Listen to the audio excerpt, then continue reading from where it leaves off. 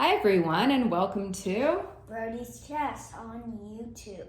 Today we are going to be talking about the King's Gambit, but if you watch our last video, we did the Queen's Gambit, which is very similar, which is really popular.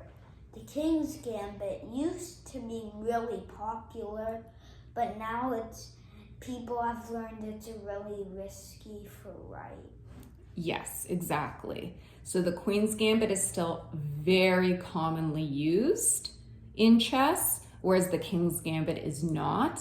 And you'll see when we show you how it works why it is more risky for white, and you probably wouldn't want to take the chance because black has a lot of different strategies it could use to attack. So just a little history lesson.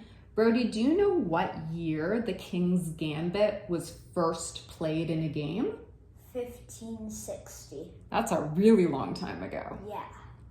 And then it gained a lot of popularity in the 1800s, but as of the 1900s, it started going down in popularity, and nowadays it's sometimes used by grandmasters, but not really often.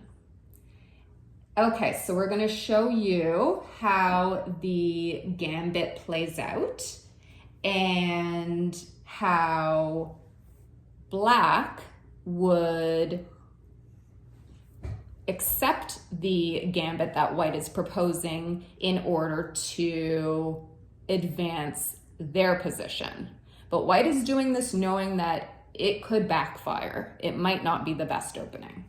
Okay, so Brody is white, I am black. White starts by moving the pawn to e4, and then black's pawn moves to e5.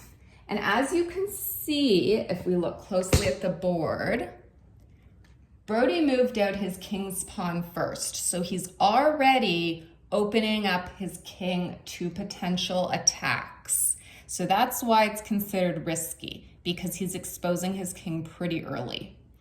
And then next, Brody would take his white pawn and move it to f4. And this is where I will have the option, do I want to accept this King's Gambit or do I want to decline? If I accept, it means that my black pawn takes Brody's white pawn and we play it out from there. If I decline, I just don't take the pawn and I move something else. So let's see what happens if I accept. So if I do accept, what I would do is I would take his white pawn, and then Brody would use an approach called the King Knight's Gambit. So he brings out his knight. Now, his knight over here is going to protect from something that black could have done if he didn't pull out that knight. If he didn't pull out that knight, I could take my black queen and move her all the way to h4. And then she'd be threatening his white players, the queen and the king. But as you can see, if I did that, he would take my queen. So I definitely wouldn't move my queen there because I know that his knight would take me. So I would have to do something else. So that would be his sort of defense. Yeah, but she can just move.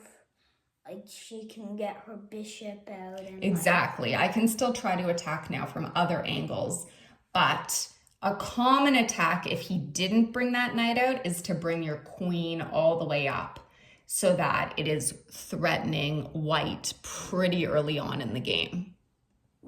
Okay, so really the only pros or advantages of playing the King's Gambit is that it's exciting. You don't know what will happen. You want to take that risk. You like playing on the edge, you know? You don't want to be too predictable and boring. But the cons are it is very risky because you're Yeah. exposing your white king very early on. Yeah, because there's like nothing, it can move to two different places very early in the game. The only reason also that white might want to use this is to establish a strong presence in the center of the board.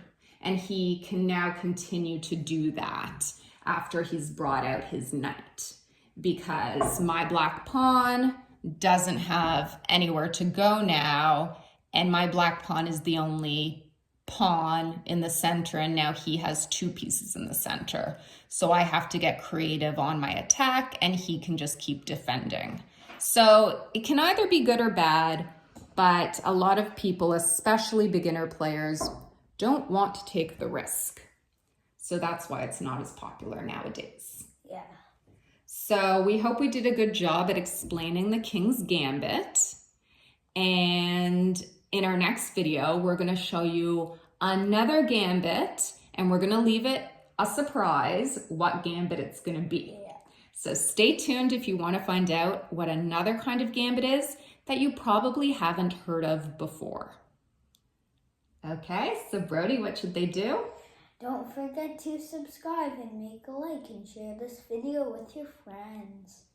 And as always, thank you for your support on Brody's channel. Comment below if you liked this video or if you've ever tried the King's Gambit and if you like it. Okay, we'll see you next time. Bye. Bye.